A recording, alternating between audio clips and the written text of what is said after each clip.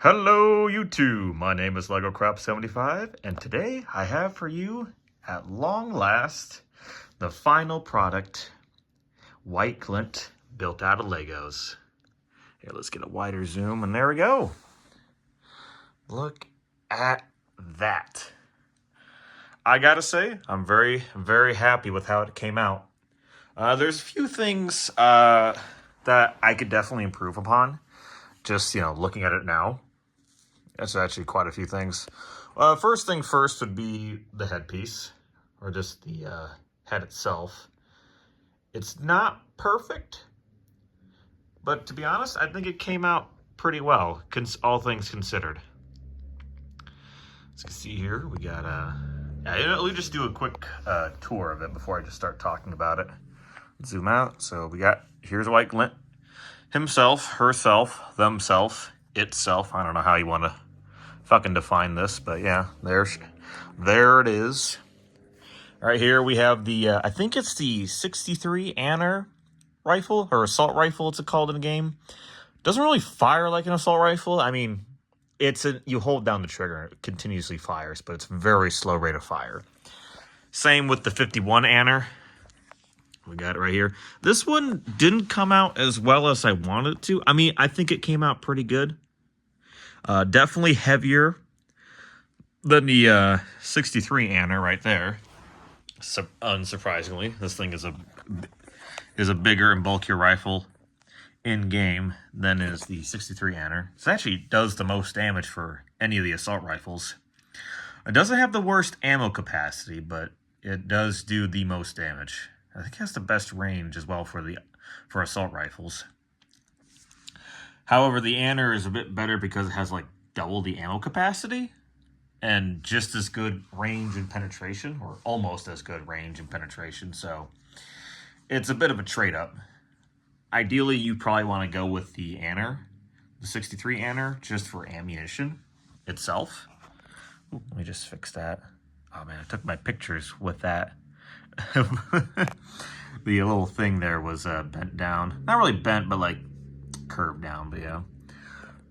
Let's see, back here we have the thrusters, all the thrusters, the leg thrusters down there, the hip thrusters, the main thrusters, and the overhead thrusters right here, as well as the fold-out ones as well. They're not folded out right now, but they can be.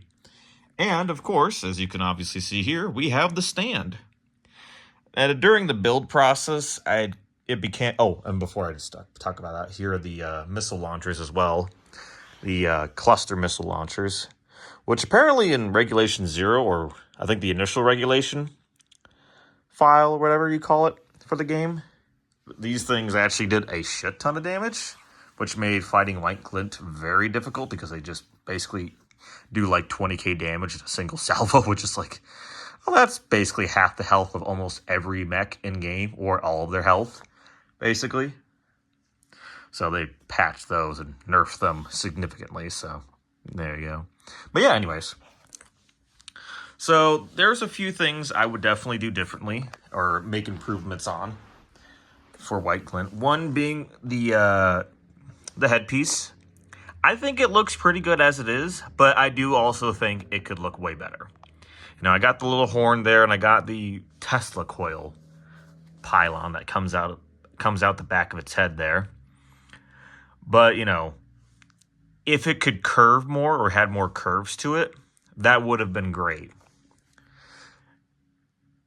And normally I would go for that, but with what parts I had at my disposal, it was really difficult to do.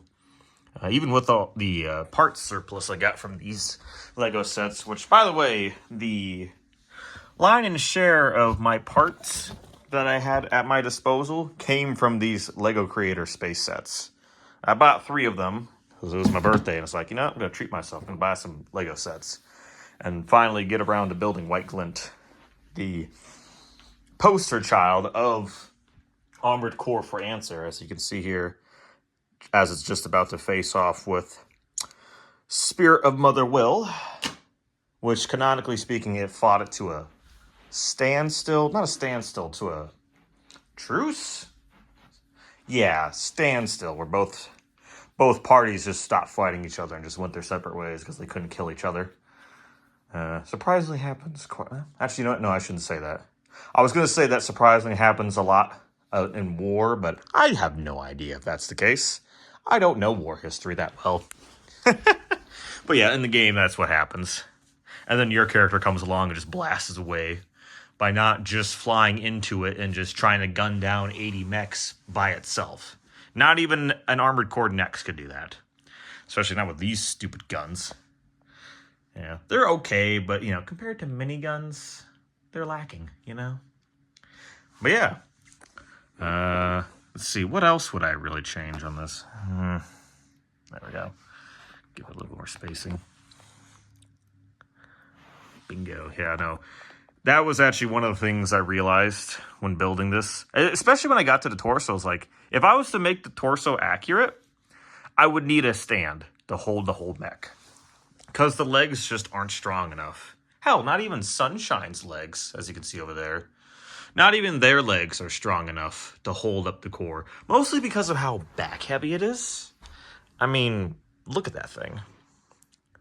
It is extremely back heavy and just... yeah, it just cannot support the weight. So really the legs are just for show. And don't really have any functional ability to hold the mech itself up. But, you know, it just happens sometimes. After all, the goal was not to make this like a functional mech. That's just physically impossible with Lego. It's more just to recreate the look of what I'm trying to recreate. And I feel like I did a pretty good job. You can obviously let me know in the comments down below. But yeah. Yeah, other things I would also improve upon would be that front bit of the torso. Little kind of slopes down a bit. And not in a good looking way. Honestly, if I had another pair of these pieces, which technically I do in the form of these parts. Yeah, these parts, I could technically just pull those off and just... well, not those specifically, but like parts that are similar to those. I could just use those for the front section. And it probably worked just fine. What else? I did actually get a comment saying the shoulders were a bit boring, and to be honest, they're not wrong. These are kind of just threw together just to finally just finish the mech. They don't fold forward like they do in game. It's just almost impossible to do with what Lego parts I have at my disposal. So they just articulate normally, which works just fine for me. The missile launchers could be better. I literally just threw these together last night. You know, they're not perfect, but, you know, they do the job. And the rifle, yeah.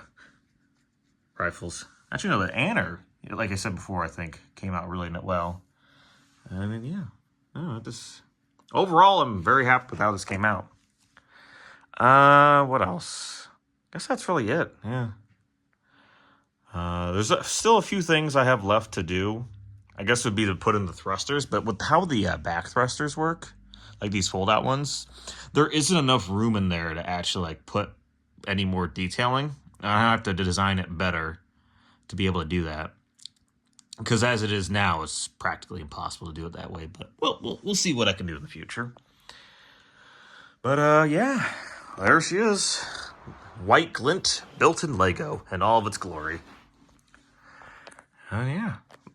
Hope you enjoyed this video. Hope you enjoyed me keeping you along for the journey as I built this thing. And I hope you like how it came out. So thank you all for watching. Hope you enjoyed this video. And I hope to see you in the next one. Take care and have a wonderful day.